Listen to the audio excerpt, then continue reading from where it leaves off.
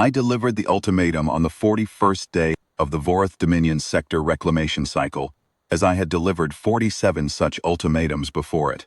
Calmly, in the administrative register, with the full weight of 31,000 hulls implied in the document's routing stamp, the human contact was a woman named Liaison Coordinator Asha Pell, and she received me in a low orbital station that orbited a world the Dominion's survey teams had catalogued under the designation Compliance Prospect 7 Sigma 14. She had gray in her hair and ink on her left hand, and she listened to the full recitation without expression. She did not interrupt. She did not weep. When I finished, she asked if I needed refreshment before the return transit. I told her I did not. She thanked me for coming in person, struck me as a strange thing to say to the official delivering your species' extinction or submission document. I remember that I liked her. In the dispassionate way one can like a creature whose fate is already actuarially determined. The Dominion does not exterminate, except when it must. The mathematics of reclamation are straightforward. Present the compliance calculus, give the target a window in which to absorb the numbers, and allow the window to close. The numbers are always persuasive. In 47 prior reclamations, the window had never failed to produce compliance. A species is rational when it faces 31,000 hulls. A species that chooses defiance over survival is a species that has misread its own numbers, and we correct the reading. Compliance Prospect 7, Sigma 14 had a total measurable fleet capacity of between 200 and 400 hulls. We had surveyed their manufacturing infrastructure on the approach and verified those figures against our baseline projections for a species at their stage of spatial development. The tolerance was generous. We allowed for a doubling error, 800 hulls, and our enforcement fleet was still positioned at 40-to-1 superiority. The compliance window was 90 standard cycles, long enough for the mathematics to settle, long enough for fear to do its quiet work. I filed my delivery confirmation on the transit back to the enforcement cordon. I noted the contact's composure. I noted no unusual signals from the system during my departure. I noted that the human orbital station had been, in my assessment, lightly staffed. I assumed they were already rerouting administrative personnel to the compliance documentation process. That was my first error, though I did not know it for 89 cycles. The enforcement fleet rode at anchor at the transit cordon, 10 light minutes from the heliopause of Compliance Prospect 7 Sigma 14. 31,217 hulls, arrayed in our standard reclamation formation. The 5 prongs of orderly resolution. Each prong a column of 6,000 hulls with interdiction capability sufficient to prevent any outgoing transit by the target species, each prong spacing calibrated, so that no single engagement could be brought to bear against us, without engaging all 5 simultaneously. Fleet Marshal Doref Ankai commanded the formation from the Dominion instrument Unbreakable, command hull whose name was chosen specifically for moments such as this. The moment when a target species looked at the cordon and understood. I had served under Doref Ankai on 3 prior reclamations. He was meticulous, precise, and utterly without cruelty. He did not take pleasure in this. He understood it as I understood it, as mathematics. The universe does not expand to accommodate sentiment. We waited. On the 63rd cycle, I attended a formal briefing at which Doref Ankai's intelligence staff reviewed the signal intercepts from the target system. There was, they noted, very little to intercept. The humans had reduced their broadcast emissions substantially in the days following the ultimatum. Not to zero, but to a level consistent with a species in the early stages of compliance documentation preparation. There were logistical signals consistent with large-scale manufacturing activity, but the intelligence staff noted that this was also consistent with the documented human habit of stockpiling provisions before administrative transitions. There were no signals consistent with fleet assembly or military mobilization. The humans were not broadcasting panic. They were not broadcasting defiance. They were, as far as our instruments could determine, being very quiet. Doref Ankai remarked that compliance silence was not unusual. Some species went quiet before submission. He had seen it before. He authorized no change to the cordon posture. He was not concerned. I noted in my personal record that I was not concerned either. On the 89th cycle, Fleet Sensor Analyst Vorreth brought me a readout that I still see when I close my eyes. She found me in the survey tender I had been assigned for the duration of the enforcement operation, a small vessel docked against the outer hull of the Third Prong's flagship, and she stood in the doorway for a moment before speaking, which was unusual for her. Vorreth was not a woman given to hesitation. She was a specialist of 20 years, and she had worked under 4 different compliance operations. And she had, to my knowledge, never once delayed a report. She held the readout across the threshold without entering the room. "Marshal Setic Orvain," she said. "The long-range passive array is showing a contact mass." I told her that was expected. The humans would have assembled whatever they had in their inner system, a gesture of defiance before the final compliance documents were filed. The window would close in 1 cycle. She shook her head. Not the inner system. Not the expected approach vector. She pointed at the coordinates on the readout. The contact was rising from the dark of the Vorreth cordon's opposing face. From the direction of deep space, from a region of the transit corridor that lay behind our formation, not between us and the target system. On the far side of us, in the space we had transited through to reach the cordon position. The space we had cleared, surveyed, and confirmed empty 16 cycles before the compliance window opened. I looked at the readout for a long time. "How many contacts?" I asked. "We are still resolving," Vorreth said. "The mass signature is large." I told her to give me a preliminary number. She told me the passive array's preliminary classification indicated a formation mass consistent with between 3,500 and 5,000 individual hulls. I asked her if the array had been tested recently. She told me it had been calibrated 9 cycles prior and was functioning within specification. I asked her if she had reported this to Vorreth. She had. He had asked her to bring the raw readout to me before the next staff briefing, which was scheduled for 6 hours hence. He wanted, she said, compliance marshal's assessment before he convened a command-level review.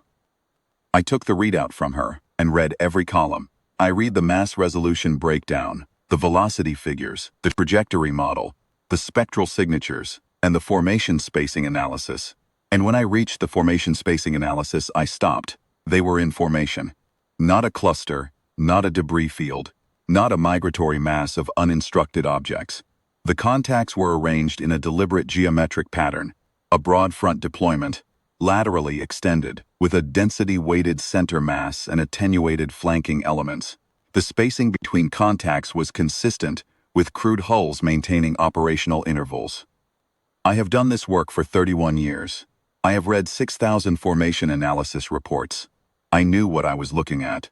Told Vorreth to request an immediate briefing with Fleet Marshal Vorreth. Not in 6 hours now. The 6-hour briefing window collapsed to 40 minutes.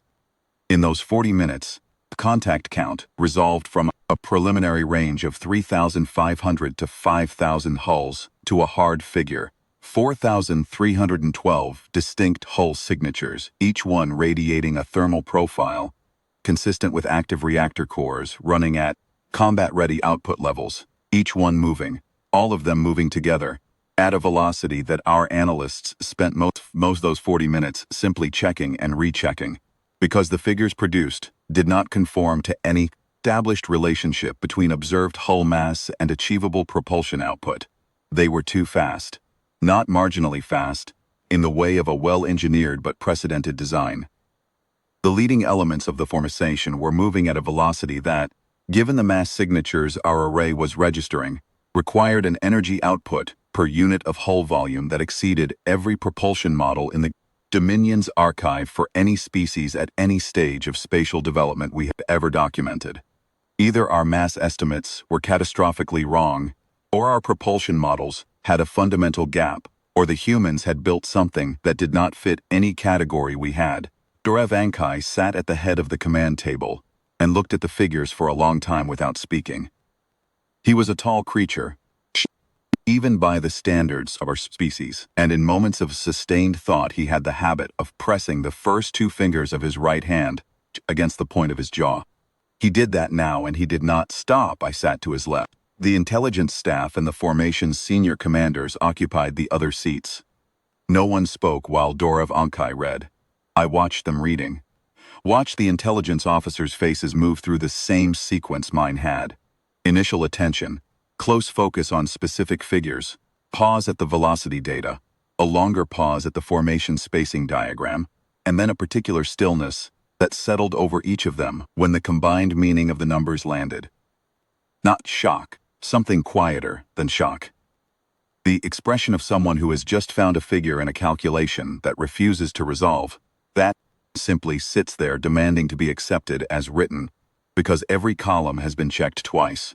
The weapons performance analyst, a young officer named Vorreth Dominion, I had worked with him on the 63rd cycle briefing, requested permission to run the velocity figures through the secondary analysis system.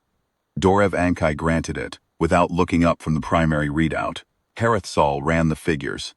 The secondary system produced the same results. He ran them a third time, switching to the manual calculation protocol that bypassed the automated analysis suite entirely.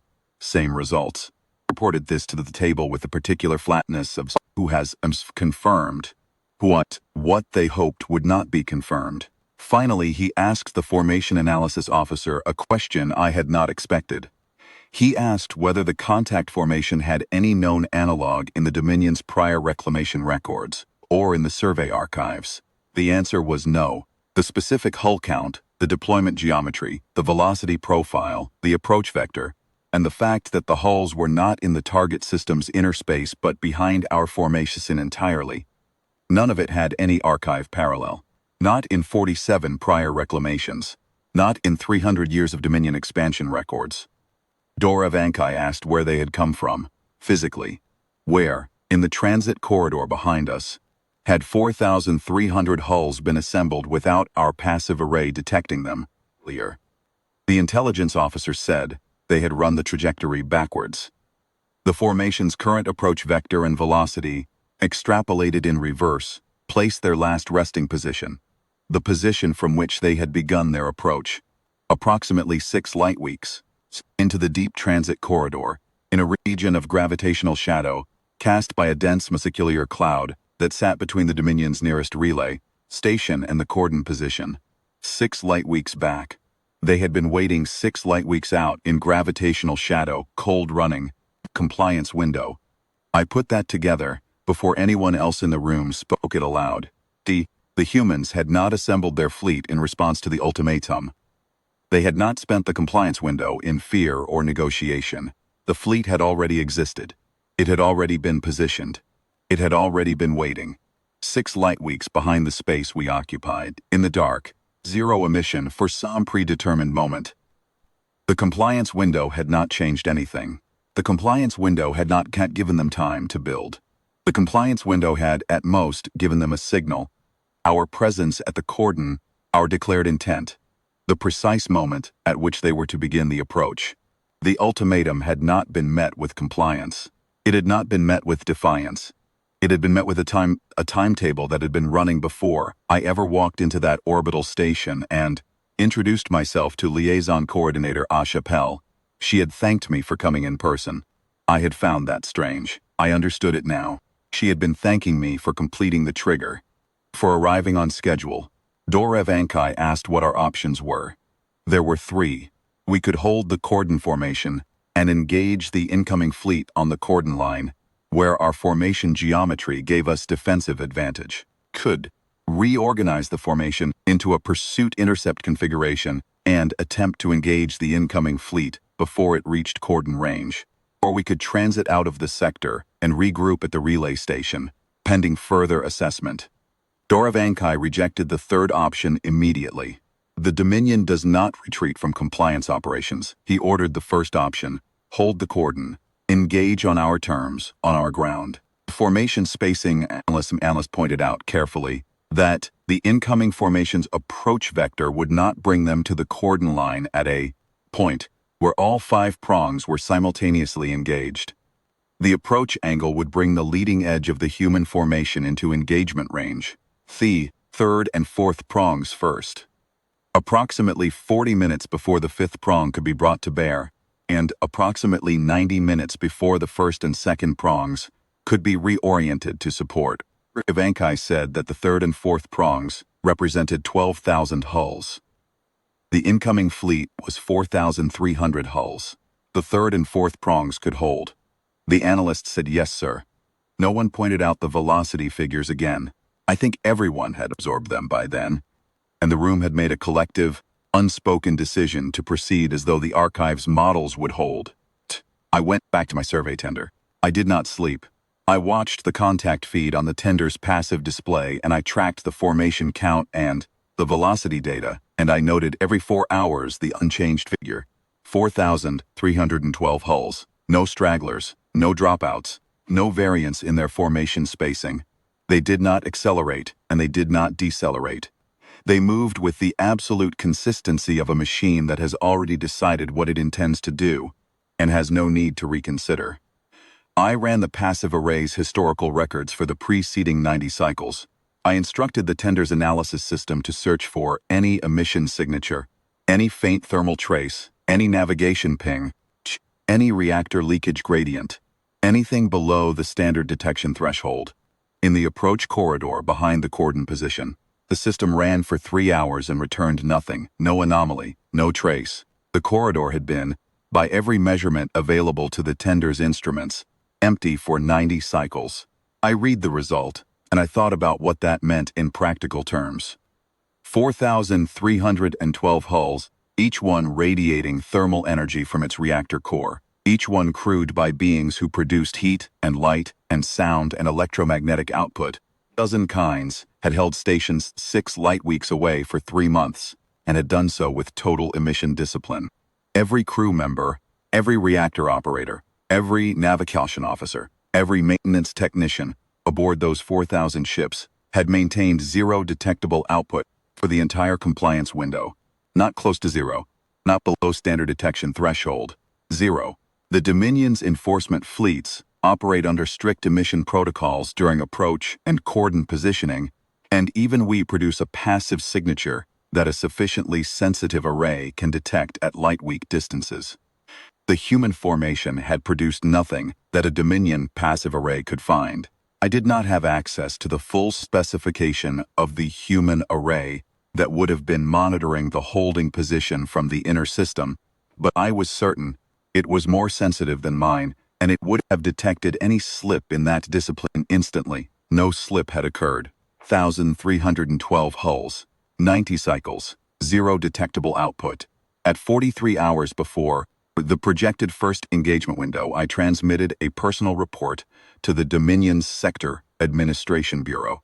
I stated that I had delivered the compliance ultimatum per protocol, that the compliance window had elapsed without human submission, and that the enforcement fleet had identified an anomalous contact formation of approximately 4,300 human hulls approaching, a deep transit vector at velocities inconsistent with documented capability parameters for the species.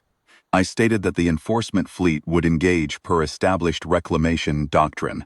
I did not state what I believed. I did not believe it would help anyone to read it. The first contact happened at 22 minutes before the intelligence staff's projected engagement window. The third prong sensor lead reported contact at extreme range, followed immediately by weapons fire indicators from the leading elements of the human formation. Not a ranging shot, not a warning discharge. 4,300 hulls opened simultaneously, and the geometry of it, the coordinated simultaneity, precision of the timing across the entire formation front, made the intelligence officer on the command bridge physically step back from his console. I watched on the tender's display. I watched the first wave of impacts register against the third prong's outer screen. The third prong's screen held. For approximately 6 seconds it held, which was consistent with the modeled performance against the human weapon, systems documented in our archive. Then the screen collapsed, not partially, not in the way of screen absorbing more than its rated capacity and failing gradually. The entire third-prong screen envelope ceased registering at almost the same moment across its full extent, which the post-engagement analysis would later conclude was consistent with an energy delivery per square unit of screen surface that exceeded the screen's rated capacity by a factor of approximately 11. The archive had human weapon systems documented at a level that would stress a standard rating screen over 4 to 7 minutes of sustained fire. What the Ardent Veil delivered, that is what I would learn to call it. That is what every surviving analyst would eventually call it. The name we pulled from the recovered human fleet identifier signals. The Ardent Veil. Delivered in 6 seconds what the archive said would take 7 minutes. That discrepancy is 11 times. 11. I have spent considerable time since that engagement examining whether there is a charitable interpretation of that figure. There is not. The archive was wrong by a factor of 11 because the archive was built on surveys conducted 6 years before the compliance operation, and, in the 6 years between survey and ultimatum, the humans had apparently redesigned their primary weapon systems. Or had been redesigning them for longer than that. Had been redesigning them for the entire period since they first encountered the Dominion's outer survey markers and understood what those markers meant. The third prong's lead elements began to go silent 40 seconds after screen collapse. By silent I mean present on the contact feed one moment, absent the next.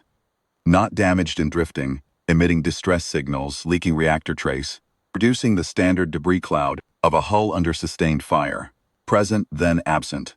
Hull contact disappearing from the passive array with a cleanness that the array's software initially flagged as a sensor malfunction, because the standard model for hull destruction involves a period of degraded signal output before total contact loss, and the third prong's hulls were skipping the degraded period entirely.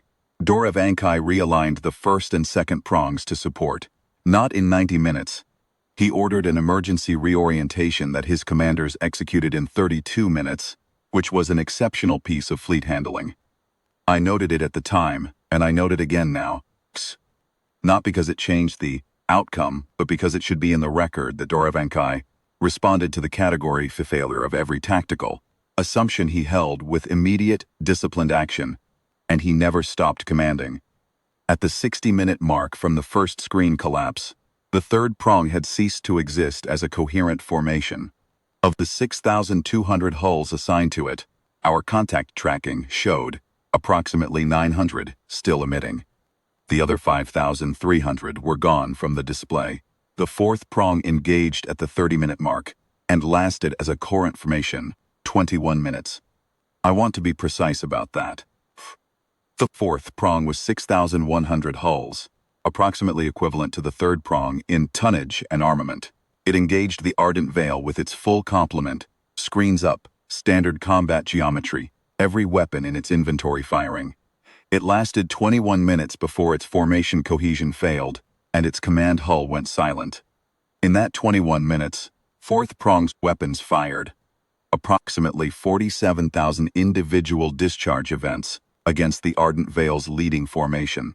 Our post-engagement estimate, based on the fire control data recovered from surviving hulls, placed the number of Ardent Veil hull losses attributable to the fourth prong's fire at between 60 and 90 hulls. 60 to 90 hulls in 21 minutes. With 6,100 ships firing at targets they had clean solutions on, the Ardent Veil's formation count never dropped below 4,100. It had absorbed the entire firepower of 12,200 Dominion hulls over the course of roughly 80 minutes of sustained engagement, and its leading edge was now inside cordon range, and the first and second prongs were not yet fully reoriented. Vorreth ordered the first prong forward. He had reorganized it into an intercept wedge, a dense, high firepower configuration designed to maximize weapon output per unit of formation front, and he sent it into the engagement zone at maximum tactical speed. The first prong engaged at the 94-minute mark from the first screen collapse. It was 6,400 hulls. It was Vorreth's heaviest formation, the one with the most command infrastructure, the most redundancy, the deepest screen architecture. The Dominion instrument Unbreakable was in the first prong's formation. The engagement opened differently from the third and fourth prongs. The first prong's intercept wedge geometry was designed to concentrate fire on a narrow formation front, and for the first 20 minutes it appeared to produce results. The Ardent Veil's contact loss rate, as visible on my passive display, ran higher during those 20 minutes than at any prior point in the engagement. I counted the losses. I counted them carefully. Between 80 and 90 ardent veil hulls in the first 20 minutes of the first prong's engagement. The best 20 minutes the Dominion had produced in the entire operation. Then the ardent veil adjusted its approach geometry, angling into the intercept wedge in a way that progressively unwound the concentrated fire advantage the wedge was designed to exploit, and the loss rate dropped back to the pattern the engagement had established. The ardent veil's adjustment took approximately 8 minutes to complete. 8 minutes across 4,000 hulls to recognize and counter a formation geometry they had not encountered in the preceding engagement. 8 minutes of adaptation, measured, unhurried, applied with the same systematic precision as everything else they had done since the first screen collapsed. I moved the survey tender. I do not record that with pride or with shame. I record it as a fact.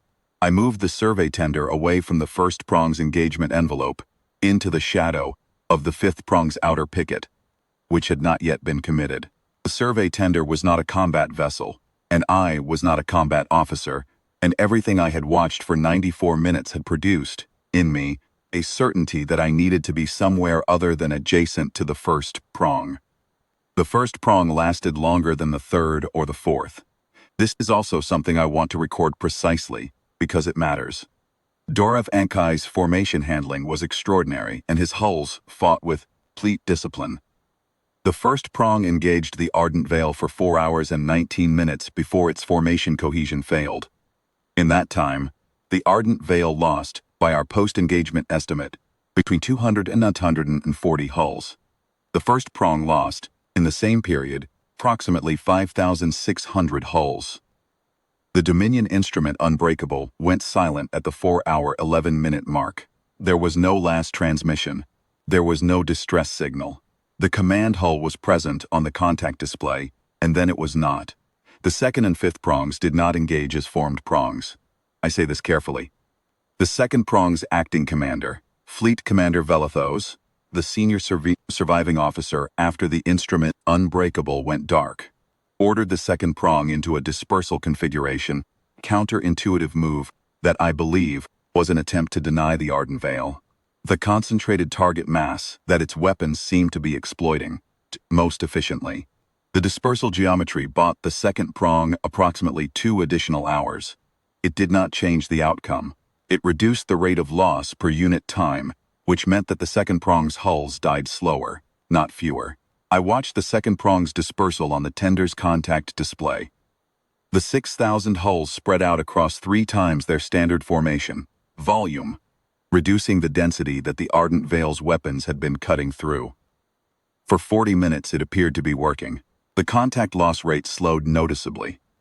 The second prong was bleeding hulls instead of losing cohesion in the sudden, catastrophic way of the third and fourth, and Velethos's gamble looked, for those 40 minutes, like the correct answer. Then, the ardent veil adapted. The human formation did not reorganize in any way that should have changed the engagement geometry. Its hull count held above 4,000. Its formation spacing did not change. What changed was something I only identified in retrospect, viewing the contact telemetry after the fact. The ardent veil shifted the priority of its fire distribution. Instead of applying concentrated weapons output against the nearest high-density cluster, began working across the dispersal field with a systematic, methodical targeting pattern, hull by hull, in a sequence that suggested not reactive fire distribution, but something that looked very much like a calculated clearance protocol.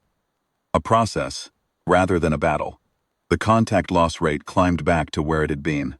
Velethos tried 2 further reorganizations. I watched both of them on the display. The first was a reconsolidation, pulling dispersed hulls back toward a defensive core, abandoning the dispersal experiment in favor of concentrated mutual fire support. The second, 40 minutes after the first failed to slow the losses, was a deeper dispersal than before.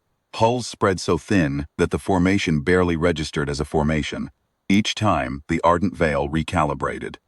I do not know how long it took their command structure to identify and respond to each change in the second prong's geometry.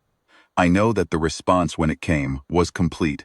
Not a partial adjustment, not an approximation, but a full, precise reorientation of fire distribution to counter whatever Velethos had attempted. The Fifth Prong's commander, Fleet Admiral Sora Kethvin, brought her formation around to support Velethos in the 8th hour.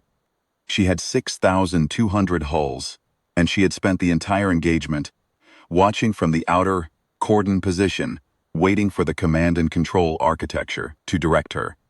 With the instrument Unbreakable gone, and Velethos managing the second prong's dissolution, there was no one to direct her. She made her own decision. She brought the fifth prong in on the Ardent Veil's left flank, at high speed, attempting to create a two-axis engagement that would split the human formation's fire distribution capacity between two simultaneous threats.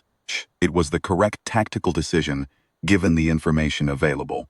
It was the correct decision in the context of any engagement the Dominion's war doctrine had anticipated. A formation of 6,000 hulls striking an already engaged enemy on the flank, drawing fire away from the second prong and forcing a split-fire response. This was, in the Dominion's doctrine, a situation-resolving move. The numbers supported it. 12,000 hulls total, from two vectors, against a formation that had been in continuous combat for 8 hours. The Ardent Veil split its fire across both axes simultaneously, not sequentially, not in the way of a formation that has been forced into an improvised two-front response and must divide its attention. Simultaneously, the moment Sora Kethvin's hulls came within engagement range, the Ardent Veil applied full-rate fire against both the second prong and the fifth prong at the same time, with no apparent degradation in the output directed at either. The contact loss rate in that prong did not slow when the fifth prong engaged. The fifth prong screen architecture, to the same standard as every other Dominion formation, held for 9 seconds before collapsing. 9 seconds. The third prong had held 6. The fifth prong had held 9. I noted that the delta was not large. Sora Kethvin fought her formation for 2 more hours after the screen collapse. The telemetry I reviewed later showed that she attempted 7 distinct formation variations in that period, trying every combination of geometry and concentration and dispersal that Dominion doctrine offered, and a few that I was not certain were in doctrine at all. Improvised solutions, invented under fire, applied with the discipline of an officer who had not given up on finding the correct configuration. None of them worked. The Ardent Veil adjusted to each one. Sora Kethvin's hull went silent at the 9-hour 52-minute mark from first screen collapse. No distress signal. By the 12th hour from first screen collapse, the contact display showed 312 Dominion hulls still emitting. Of the 31,217 hulls that had formed the enforcement fleet, 312 remained. The Ardent Veil showed 4,061 hulls. It had lost 251 hulls. It had not retreated. It had not reorganized under fire in a way that indicated stress or systemic failure. After 12 hours of continuous multiprong engagement, its formation spacing was tighter than it had been at first contact. It had closed the formation as the engagement proceeded, the way a careful craftsman closes his grip when the work requires precision. The 312 remaining Dominion hulls dispersed. There is no other word for it. The command and control architecture was gone. The remaining hulls broke from any semblance of formation and scattered into individual transit vectors, and the Ardent Veil did not pursue them. It let them go. I have thought about that since, whether it was an act of deliberate mercy, or whether it was a tactical calculation, or whether the Ardent Veil's command structure simply made a decision that pursuing individual scattered hulls across a wide dispersal field was not the time. I do not know. The humans have not explained it to me. No human has spoken to me since Liaison Coordinator Pell asked me if I needed refreshment. The survey tender had moved 3 times during the engagement, each time sliding further from the main engagement envelope, riding the outer fringe of the fifth prong's dispersal. It was a small vessel, and it ran cold, and it apparently fell below the engagement threshold of whatever targeting criteria the Ardent Veil was applying. 3 other Dominion vessels survived in similar fashion, 2 logistics craft and a survey platform. We were the non-combat residue of an enforcement fleet that had ceased to exist. I sat, in the tender's observation compartment for a long time after the contact display, stabilized at 4,061 human hulls and 312 Dominion hulls and stopped changing. The display showed the ardent veil in formation. It was not moving toward the dispersed Dominion remnants. It was not moving toward the transit corridor. It had come to rest. If a formation of 4,000 hulls can be said to rest, approximately where the cordon line had been, in the space where the 5 prongs of orderly resolution had ridden at anchor for 89 cycles, and it was simply there, in the way that a mountain is there, not posing, not displaying, not signaling, present, occupying the space. I ran the display's analysis tools against the Ardenville's current formation geometry and compared it to the initial approach formation. They matched. The formation spacing, the density distribution, the geometric relationships between hull positions, all of it was within normal. Operational variance of the configuration, the ardent veil had held during the entire 17 hours of the engagement. It had not tightened under pressure. It had not loosened when the resistance failed. It was the same formation it had always been. A formation that had been decided in advance, held through 12,000 reciprocal weapons discharges, and maintained precisely into the aftermath. I thought about what it takes to design a formation that you intend to hold unchanged through the destruction of 31,000 opposing hulls, and to build hulls capable of executing that design, and to train crews to maintain it under fire, and to keep all of it in the dark for 3 months. I thought about the planning horizon implied by a fleet that arrives at a combat zone already configured for the exact engagement it will fight, not reacting, not adapting to the unexpected. Pre-configured, because the expected had been calculated with enough precision that adaptation was not necessary. The ardent veil had known what it would find at the cordon. It had known the 5 prongs geometry. It had known the engagement parameters. It had planned for them, designed around them, and executed against them, with the unhurried confidence of an operation proceeding as intended. I opened my personal record, and I looked at the notes I had filed since the compliance operation began. I looked at the line I had written on the 63rd cycle, not concerned. I looked at the delivery confirmation I had filed after meeting liaison coordinator Pell. I looked at the phrase I had used, posure consistent with early-stage compliance, documentation preparation. I closed the record. I thought about the molecular cloud 6 light weeks out, and the 4,300 hulls waiting in its gravitational shadow, cold and dark and undetectable, for 89 cycles.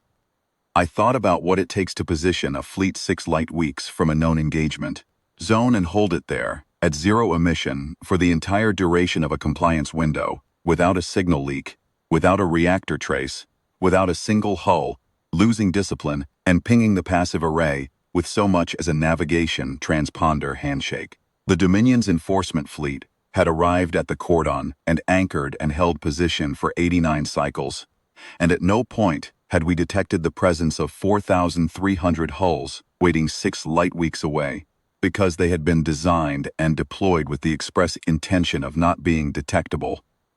They were not a fleet assembled in desperation. They were not a fleet assembled at all, in the sense that we had used the word.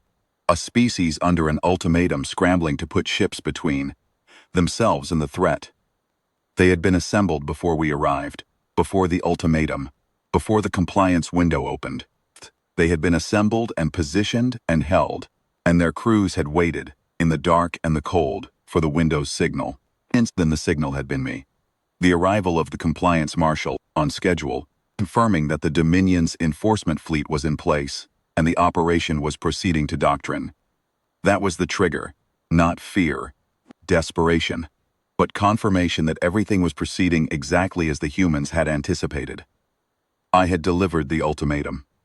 I had walked into that orbital station and recited the compliance calculus to a woman with gray in her hair and ink on her hand, and she had thanked me for coming in person, and I had not understood what she was thanking me for.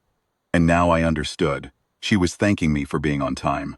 The Dominion runs on schedules. Our compliance operations have a known structure: approach, survey, ultimatum delivery, window, enforcement. A species that had been watching the Dominion's outer survey markers for long enough knew the structure.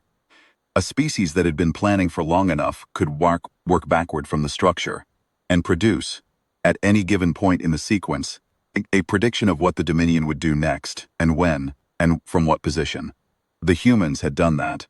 They had done it with enough lead time to assemble 4,300 hulls, transit them to a holding position, 6 lights from the anticipated cordon, and wait for the compliance marshal to walk through the door.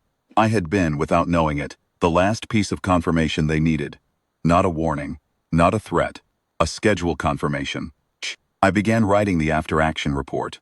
The report is a long document, and I will not reproduce it here in full, but I will record the findings that I believe matter most.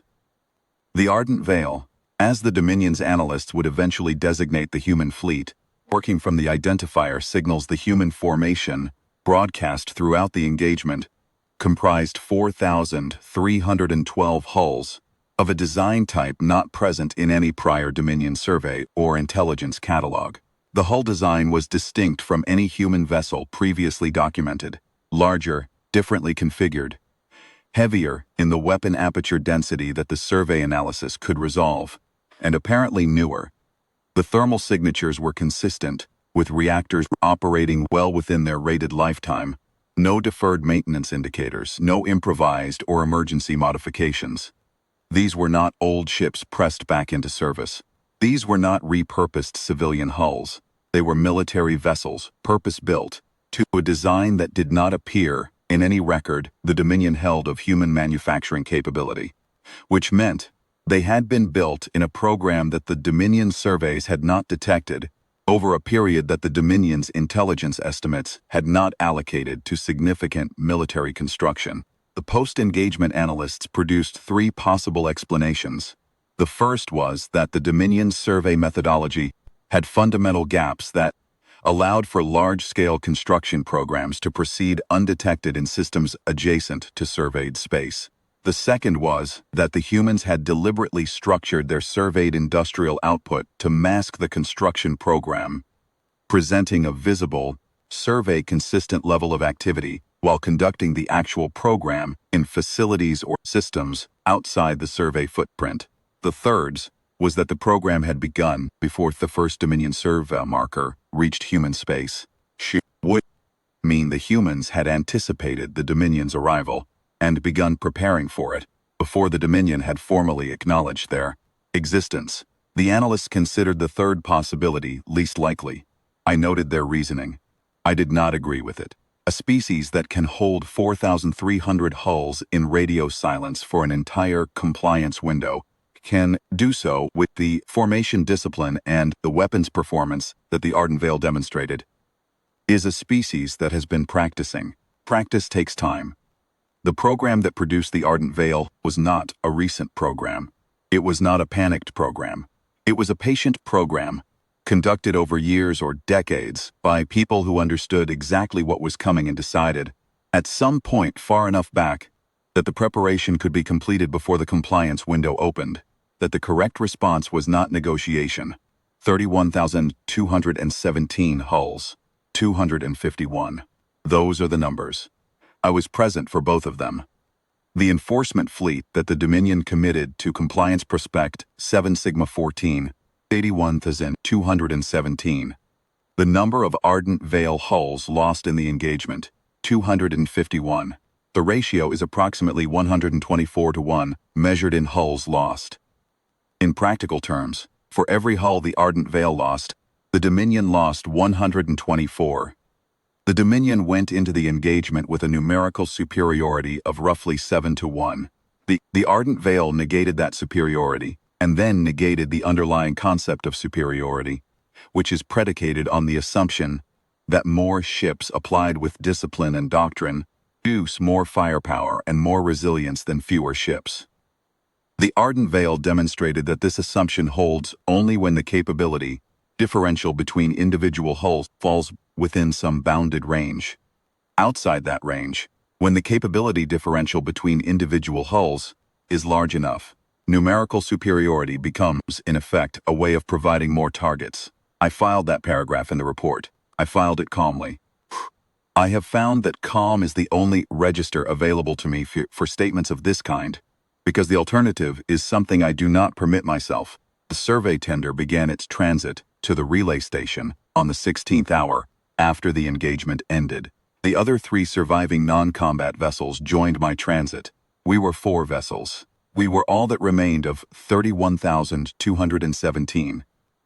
I transmitted the preliminary report ahead of us, coded at the highest administrative priority, flagged for the Sector Reclamation Bureau and the Dominion's Central Assessment Authority. I included the engagement telemetry, the contact analysis data, the formation spacing records, and the post-engagement hull count. I included the atmospheric holding position data, showing where the ardent veil had been for 89 cycles before it moved. I included the velocity figures, the weapons performance figures, and the capability differential assessment. I did not include a recommendation because I was not certain I was qualified to make one. I had delivered 48 ultimatums over 31 years. In 47 of those engagements, the mathematics had worked. The numbers had persuaded. The compliance window had closed with submission documents, and the enforcement fleet had stood down, and the reclamation had proceeded.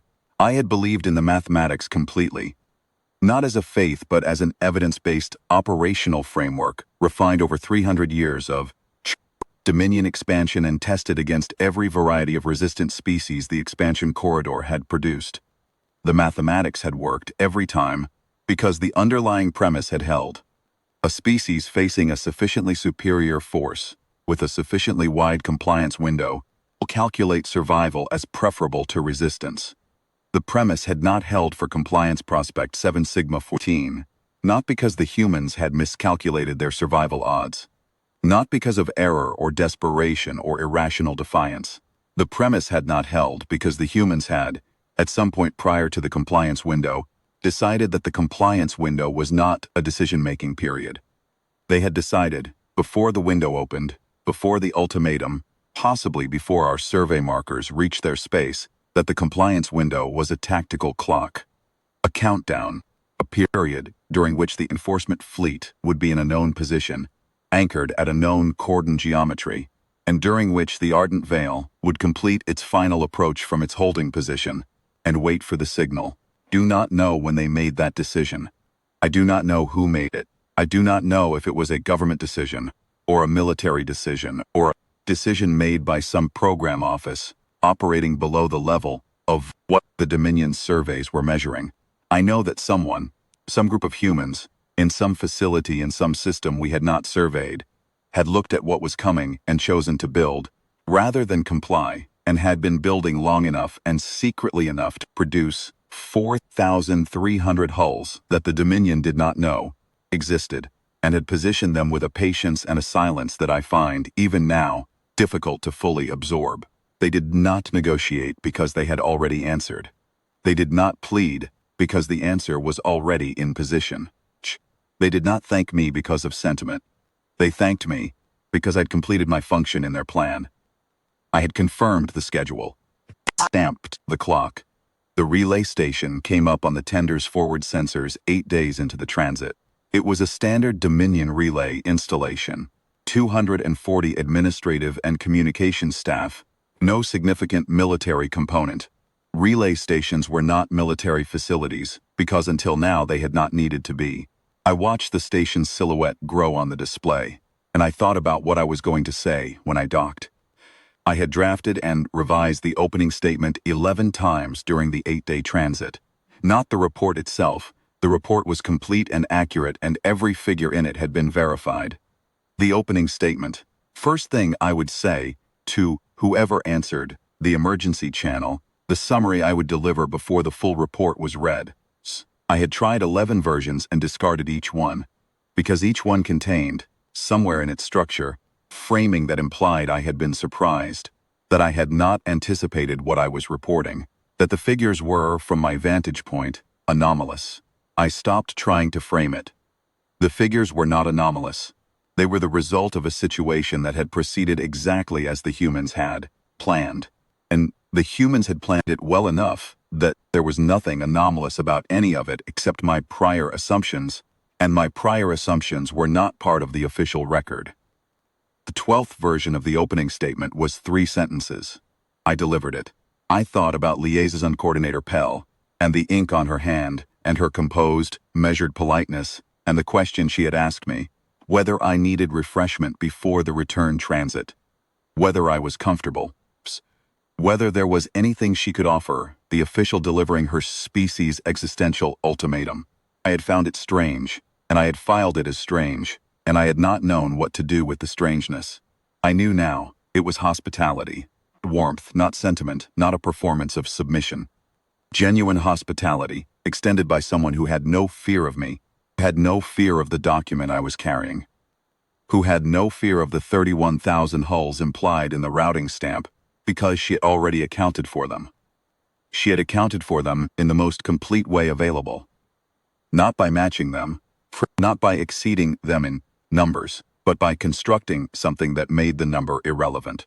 She had been kind to me because she could afford to be. I docked at the relay station, and I presented my credentials, and I asked for a direct line to the Sector Reclamation Bureau's emergency channel. And I waited while the communications officer established the link. And while I waited, I sat in the docking bay, with my report on the console in front of me, and I looked at the summary line I had written.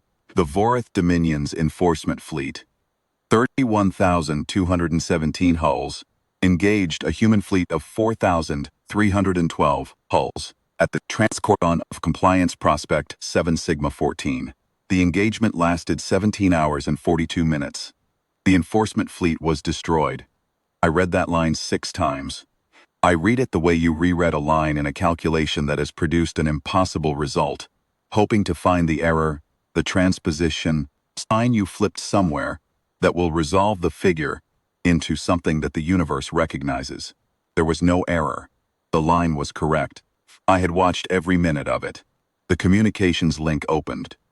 The Bureau's duty controller appeared on the display, and he looked at my identifier tag and the engagement timestamp in my routing header, and the preliminary figures I had transmitted 8 days earlier, and his face did what faces do when they have read a number 3 times, and the number has not changed.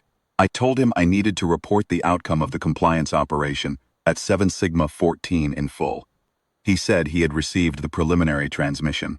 I told him the preliminary transmission was accurate and that the full report would confirm it.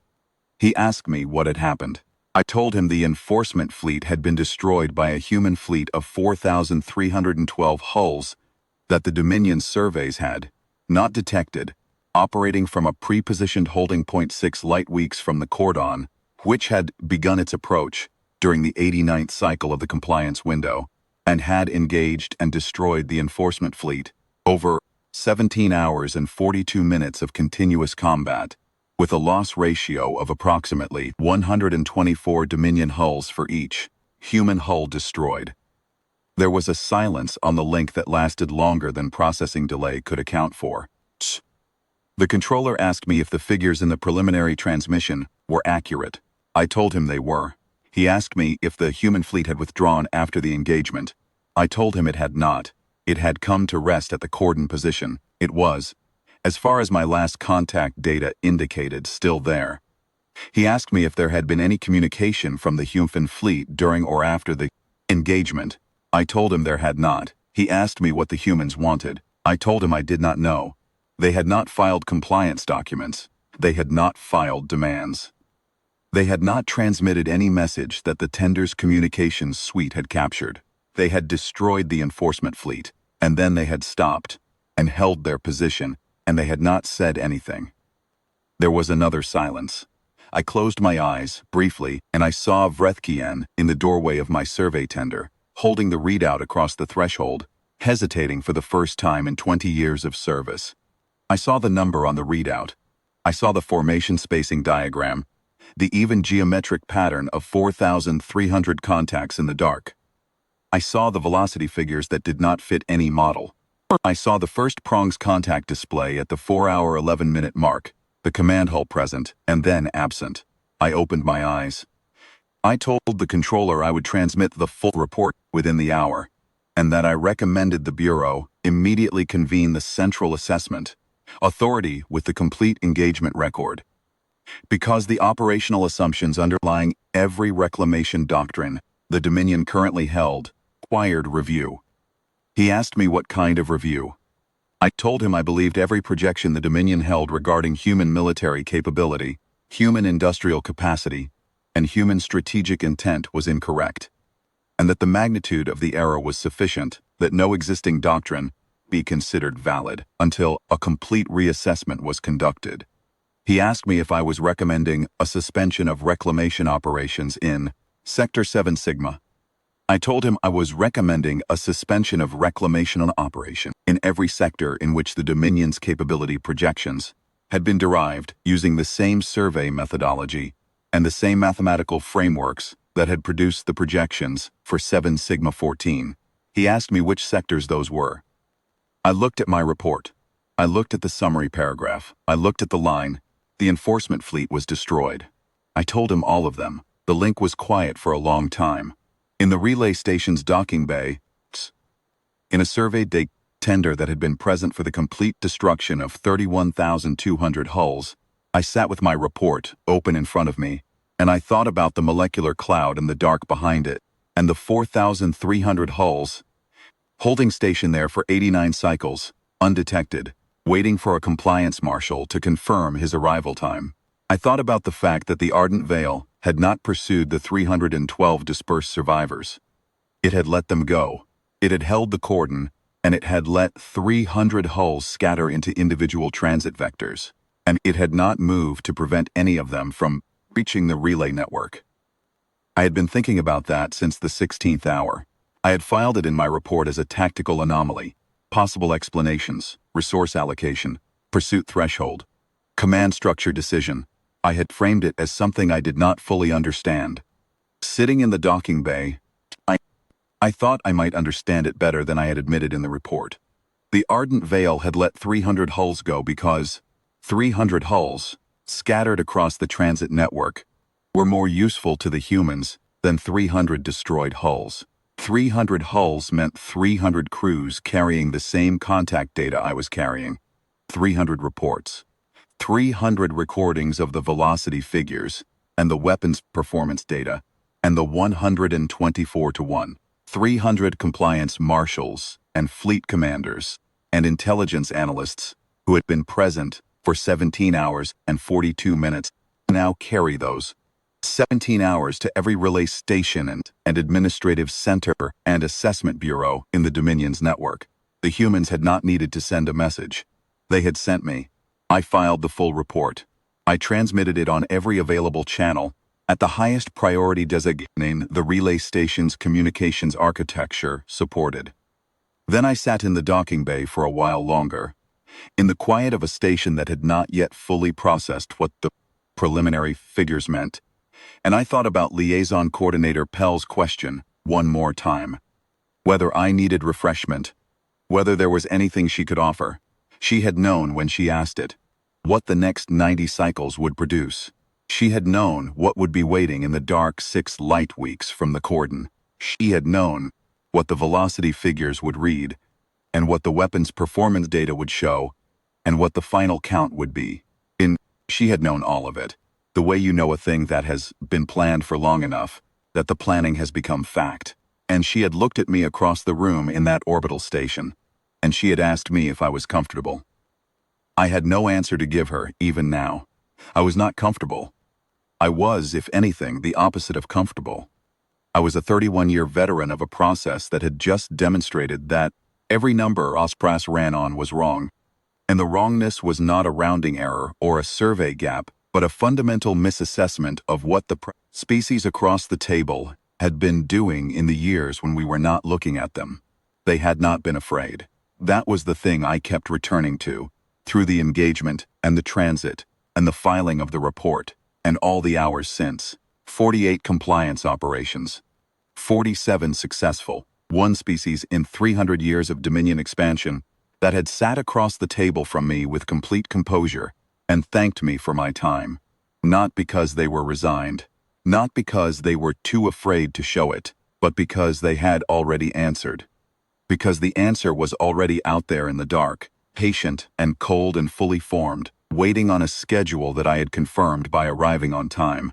They had not been afraid of 31,000 hulls. I did not think they would be afraid of whatever the Dominion sent next. I closed my report. I powered down the tender's console. Through the docking bay's observation port, I could see the relay station's outer hull, and beyond it, the edge of the transit corridor. And somewhere along that corridor, 6 light weeks into the dark, a molecular cloud that had hidden 4,300 hulls for 89 cycles. The cloud had not changed. The dark had not changed. The space was the same space it had always been. What had changed was what I knew was capable of living inside it.